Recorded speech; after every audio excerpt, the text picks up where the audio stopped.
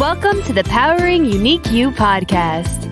Here, we create encouraging conversations to help you accelerate your career, expand your unique potential, and become a better leader.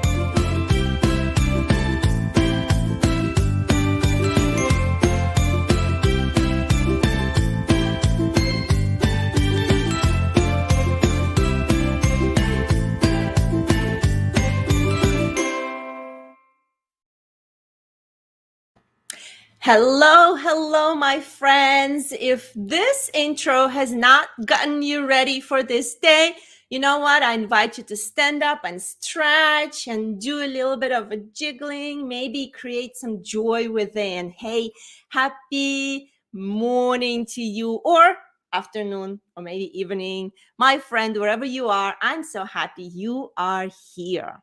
Now, if you're joining in live, you get a double portion, you get to interact. If you're joining in on replay, hey, you got a double portion too. You get to interact in the comments anyway, and I will see them and my guest will see them, and we'll be happy to add value to you.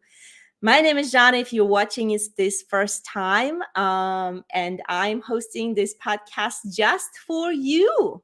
This podcast is all about helping you realize that you, my friend, have a power. You have a power within you, and you have a key or a switch that you can switch that power and actually generate energy, generate empowerment from within for unique you. No one has your fingertip. No one has your soul print or fingerprint. And today is giving you the tools and giving you the energy, a little bit of a tap on the shoulder. Hey, how are you doing today? Tell me, how are you doing today? Where are you tuning in from? And how your day started or maybe going. This is the first day of the week. And today we're going to tap into a very important topic, I feel. The topic is kind of uncomfortable for me. It was uncomfortable for me, and I'm still a learner. I feel in the beginning of it. But it's uncomfortable for many. And I feel this holds back many amazing, genuine, wonderful people from getting to the next level, from shining their best self, from influencing people they want to influence in their life, professionally or personally. And we're talking about career today, and we're talking about how you, my friend, can stop letting the fear of public speaking undermine your career. This is a big title. And today I have a very, very fantastic guest that can speak to that like nobody else. That's his power expertise. This gentleman is a speaking coach and trainer. He specializes in helping executives, attorneys, entrepreneurs, and professionals like you and I, anyone. He helps them to speak, to be calm. Take a breath, be calm is good. I like it. Confidence. We all need confidence. And also credible. I feel that is important, to be credible, to be perceived by others, that we know what we're talking about. We're not just, making it up and pretending. And every time you speak in public, so feel calm, confident, and credible. I love this. And whether you're presenting it in meetings, appears in court, or speaking on the stage, he had actually, as a child, he had a lip stutter and lisp, and he grew up as a very introverted person. He avoided communicating with others, and he just kind of shied away. But interestingly enough, he actually, in the business world, realized that the lack of presentation skill kept him in disadvantage. And let me know if this is something that you feel has keeping you in disadvantage because you feel that is not your powerhouse, that is not your power skill, and we'll touch on that. So he's sick. He was looking for help. He found help. He skilled up in his public speaking, and now he's helping professionals over 17 years around the world in Fortune companies to develop the speaking craft and develop a presentation that engage, persuade, and inspire, and helping others increase their impact, influence, and income. Well, so much. But without further ado, I want to invite amazing Peter George. Peter George is here. Hello, Peter. Hi, how are you this morning? I am doing wonderful. So excited to be here with you and to glean all the wisdom that you have learned, acquired, and practiced over these many years about public speaking. Please give us a little bit of a glimpse of how did that journey of from the stutter, insecurities, introvert, kind of shy away from speaking to now actually helping others achieve their dreams through public speaking. Well, your intro covered a lot of it, and that's exactly what it was. I avoided communication. I did not want to speak to others because I was embarrassed or afraid for them to hear my lisp and stutter. Both of those went away by the time I got to about high school. For the most part, you can still hear them occasionally. But like you said in my intro, when I got to the corporate world, I still was shy and introverted. I still am today. But I did learn that if I didn't have those presentation skills, I was not going to move up in my career, either in the corporate world when I was there or when I left and built my own companies. I would not be able to build them as I wanted to unless I could speak to others and communicate with others the way I wanted to and needed to.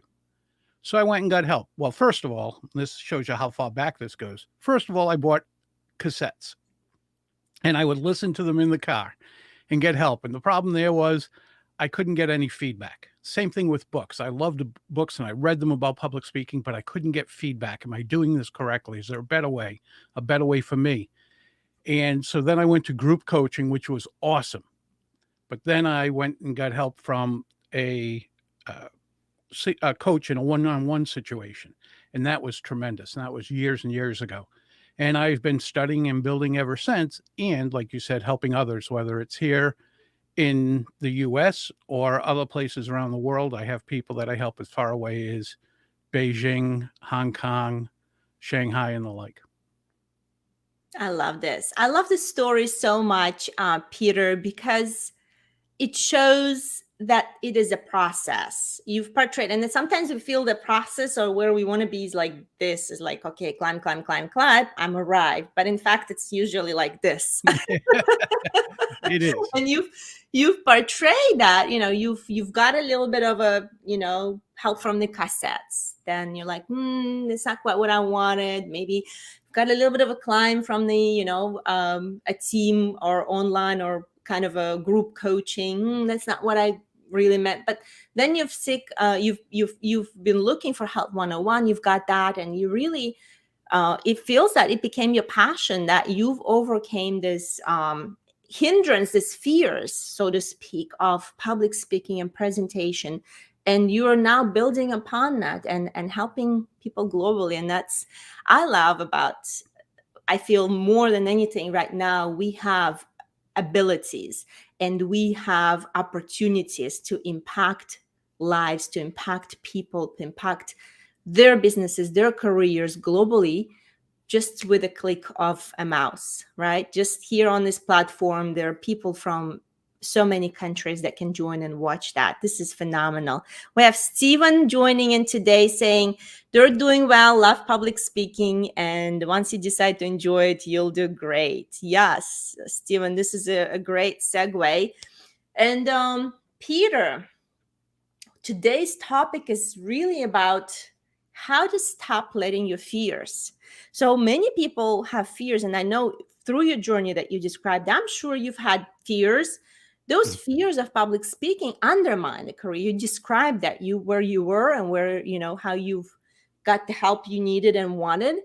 And then you've been able to build on that and really achieve the success that you envisioned for yourself. So let's maybe dive a little bit into fears. What are the fears and how do they affect us? There's different reasons we have the fear of public speaking. People say it's the number one fear in the world. It's not. It just isn't. It's right up there.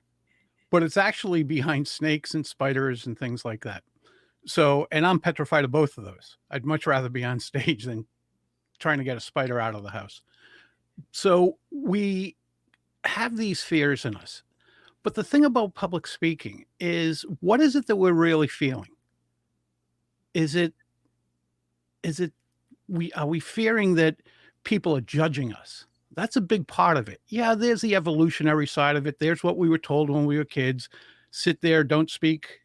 Kids are to be seen, not heard, that type thing. All those things that different people might have dealt with.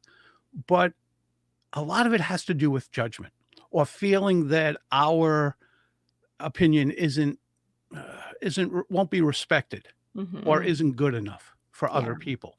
So we hold back instead of just being ourselves. And, the problem with all of this, Jana, is I'll go back to what my dad told me. My dad died when I was 30. He died fairly young. And he used to say, life isn't a dress rehearsal. You're not coming back this way again. Mm-hmm. So don't let things hold you back. If you want to try something, go ahead and try it. The most you can do is say, either I want to try that again or I didn't like it, but don't let it hold you back. And so many of us go into our career path and are afraid of public speaking or other things, actually. And we let that hold us back and we don't achieve what we want. And unfortunately, when we get to the end of our careers, and even worse, the end of our lives, we'll be there saying, I wish I had tried. We Mm-hmm. don't realize our full potential, and we know that. And I don't think anything would gnaw away at me as much if I felt I didn't try to reach my full potential. Wow. This is really deep. I did not anticipate the depth of definition. And I relate to judgment. I relate to fear of being misunderstood or maybe being ridiculed. Some people feel, people's just going to laugh at, who am I? What am I to contribute, right? Who am I, this little person? So it's undermining yourself, and it's really, I feel important that you touched on that. If you let those fears, if you let those fears settle within you and hold you, then you prevent yourself from reaching your potential. And that is actually so much more deeper and more important than just a career path, right? Right. Because yes, you can be okay with the career path, but if you let the fears settle in and hold you from achieving what you truly love, and I feel in any, no matter what position you are, the way you present, the way you speak, the way you convey your thoughts are important, and that is public speaking. And to that, maybe we segue into what is the public speaking in your definition, Peter? Public speaking is communicating, not just talking, but communicating with any other person, whether it's one person across a desk, 10 people in a conference room, 1,000 people in an auditorium. It doesn't matter. Much of what we do when we communicate with others and need to do is the same, no matter how many people, because we're just speaking truthfully. We should just be speaking to one person, no matter how many people are there. And I don't mean looking at one person and just having a conversation with them. But Jonna, have you ever been in an audience and you said, wow, she's speaking directly to me? How did she know that's what I was thinking? That's how I'm feeling. That's because that person got up there and spoke to an individual, Mhm. just replicated 1,000 times, as opposed to trying to speak to 1,000 people, which is impossible. You can't have a conversation with 1,000 people, but you can with one in the auditorium and have that replicated that many times. That's public speaking. I wish we could call it something else. When we call it communication, Wow. that involves writing and emails and everything else. When we call it public speaking, too many of us say, "Yeah, I'm good. I'm good at this. Public. Yeah, I've been speaking since I was 16 months old. I'm good at this." Well, you've been singing since you were 20 months old. Can you make a living on stage that way? You've been running since you were 24 months old. I love Could you this. get a gold in the Olympics? Probably not. Not without training, not without hard work. So many of us, whether it's fear or thinking more of ourselves than what we actually have, we Mhm. get up there and we kind of just vomit information on people. That's Mhm. unfortunate. Wow. Interesting that you've touched on public speaking, and that what crossed my mind. Public. Public is give the vision of many. It's I like that. kind of automatically sets this inner thinking that when I am good at public speaking, I have to do this in front of public. And Right. if nothing else, these 2 years have redefined what the public speaking and communication is actually. And I love that you touched on it's a conversation, it's a skill to have the conversation, to convey the thoughts, the ideas, the information, the training whatever it is that you want to convey when you converse with someone, but to one person. And even if you talk and you are in the setting of thousands or hundreds of people watching you, you need to keep in mind speaking to one person, that one person who would feel what you want them to feel through this, who would be inspired by your conversation. And that is powerful. And maybe if you could at least unleash a little bit on that or build on that, how the public speaking skill as you defined it is actually a power skill. Well, you don't have to look any further than Warren Buffett. Most people know who Warren Buffett is, the greatest investor of our time, and extremely astute in business, obviously. And he says, and he has said numerous times, that if you have taken a public speaking course, and I'm not talking about a short semester in college back when you were 20 years old, but if you've taken a public speaking course and built those skills, you're worth about 50% more to yourself and to the company you're working for. Wow. And that takes it from being just a soft skill. We call things like leadership and communication and those things soft skills. Well, what's more important in business than leadership? So how can that be a soft skill? That's a power skill. And you can't get to leadership without good communication skills. So that's a power skill. So the more effective you can become at communicating with others, the more power you will have in your own journey. And too many people wonder why so-and-so got promoted. I've been here longer. I have more knowledge. I have this, I have that. Well, maybe they could communicate it more effectively. And as you move up the ladder, that's a requirement. And if you look at Gallup polls, Gallup has been interviewing people in the HR management. And what they're finding out is that one of the greatest skills they're looking for is communication skills, public speaking and the like. And they're finding many of their job candidates don't have those skills, at least not sufficiently. Wow, this is really interesting exposition, Peter, that you presented. I feel it is giving a different angle on somewhat of an obvious circumstances. And a lot of people are held back and will tap into this by thinking, well, that's just not who I am, and maybe the way I communicate is sufficient enough. And it's the way that you've described it is really interesting because I can reflect that my previous experience at the company I was with in a global HR, and we had a very phenomenal technical person that knew all the technicalities, engineer, very good. And the way he communicated was very monotone and very on the same note. It's you Sure. talking about the same. And it was just, his personality. And I actually sat with him and I said, you know what? You need to look into, public speaking, and also how do you work with your voice?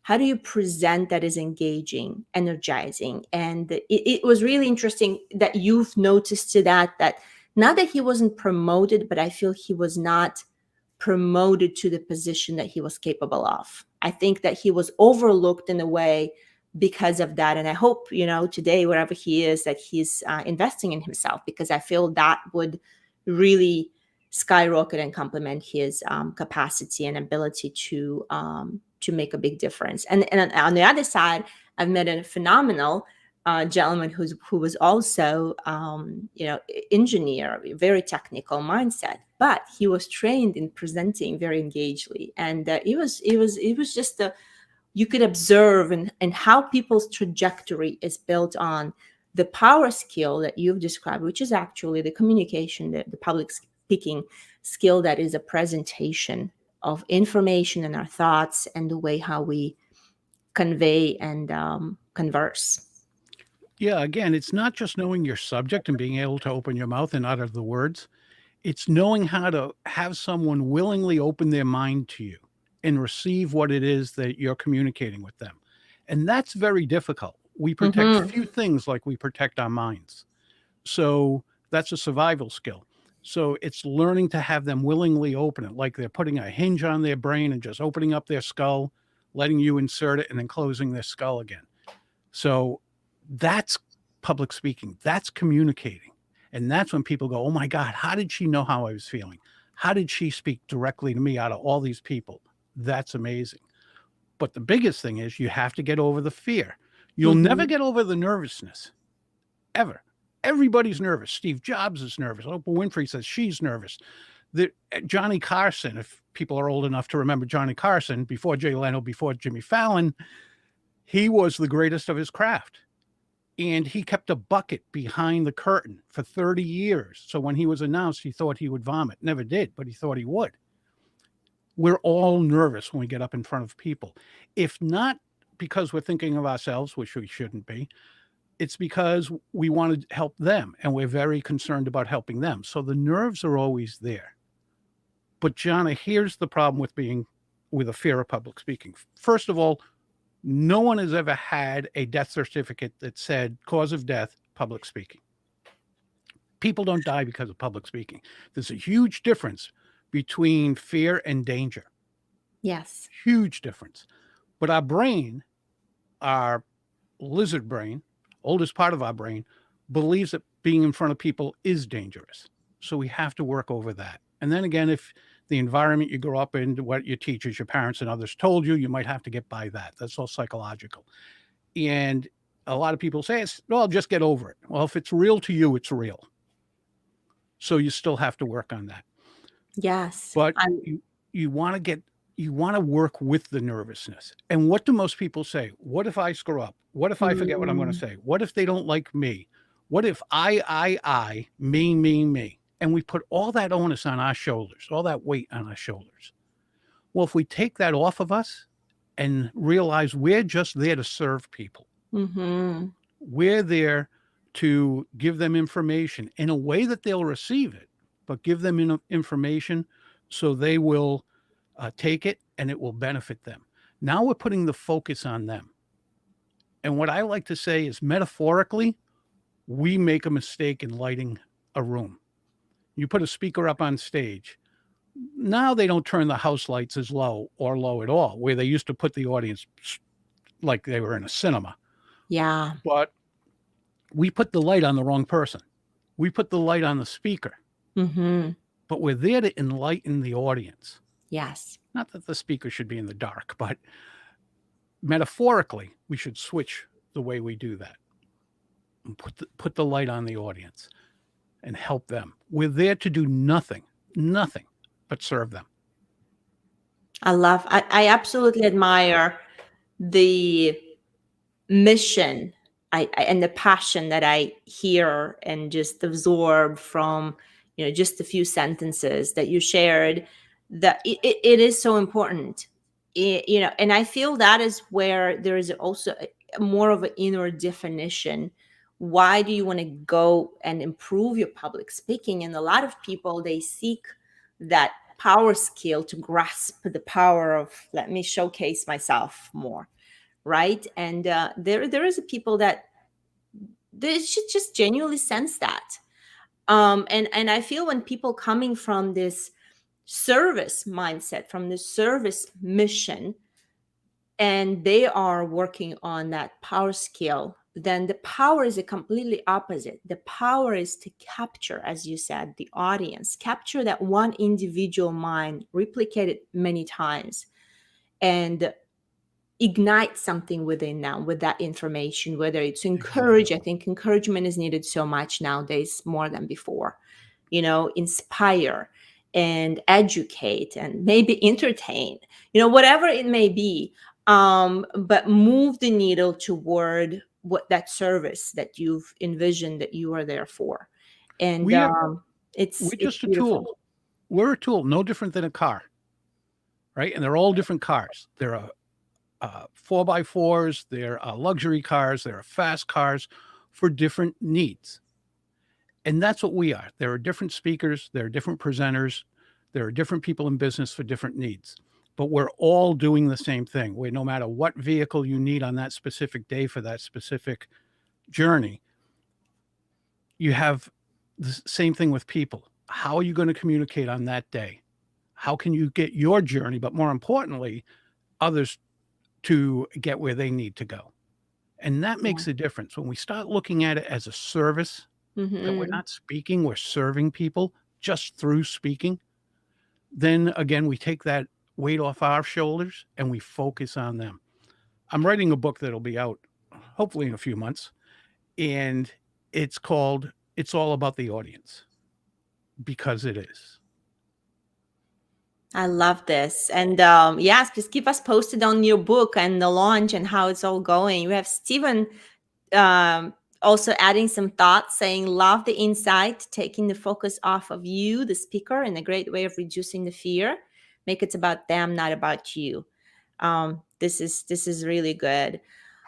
Peter, so we've touched on fears. We've touched on public speaking and the definition. I loved your definition and how it is a power skill.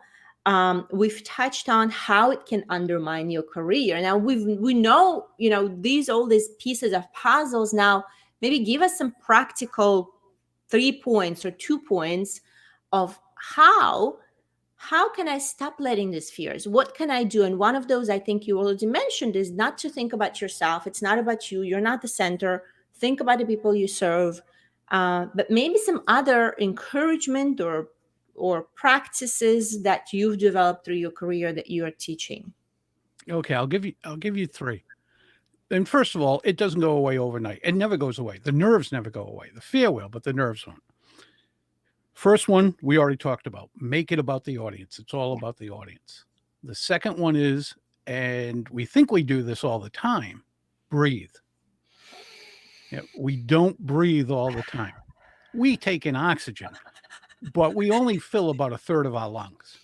So if anybody's ever been sitting in the car, the people listening, if you've been in a car and you're singing along with your favorite singer and he or she keeps singing and you're out of breath and they keep going, that's because they're breathing. And I'm sure you've heard the words diaphragmatic breathing. Yes. Fill your lungs. We often don't do that. And the way I suggest people do that is either lay down or stand up and inhale so deeply that you're trying to pop the button on your pants or the buckle on your belt, and have your stomach come way out as far as possible. Only be a couple of inches, really. But that's diaphragmatic breathing. If you've given birth, you've heard it as cleansing breath. Same thing with yoga. Deep breathing. All these terms, use that. Before you speak, take some deep breaths. Don't hold it. Some people will tell you to hold it. Don't hold it. You're not in a doctor's office. Inhale, because holding it tenses your body right back up. Yes. Inhale, let it out. In through the nose, out through the mouth, like if you're breathing out through a straw. Do that 5 times slowly, not quickly. You'll pass out. And that will help you a great deal. If you get nervous while you're speaking, you lose your place, same thing. Breathe. They teach actors that. If they forget a line on stage, to just go, now that's quick, but you're only doing it once. And that helps release the tension in your body and your mind and helps bring that back. Think of when you get scared. Johnny, you have children. Yes. So I'm sure every once in a while they hide behind the corner and try to scare mom. And what do? We go, and we tense our body up. So if we just breathe, our body relaxes. And even more importantly, it sends more oxygen to our extremities, so we feel a little better there, and to our brains. And when you send more oxygen to your brains, you think better, you communicate more effectively, you can help more people, and you're more likely to be able to think on the spot. Yes. I love this. Very simple, yet so important. And I love that you touch on breathing. I think we are just out of breath in this rush age that we're living of, everything's microwave. Everything's like instant. rush. And you have to consciously catch yourself and just, breathe and be in the moment, absorb. And I think that is so powerful, simple technique to, whenever you're presenting, whenever you're speaking to someone, center, breathe, feel your body, feel the oxygen. Is bringing a lot of clarity just for taking a few deep breaths. It's a lot of clarity to your mind, a lot of oxygen, which is Phenomenal.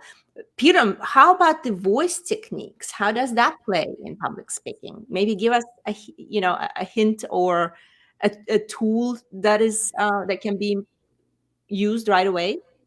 Well, both voice and body language come into play when we speak. It Yes. can be in person, it can be on video.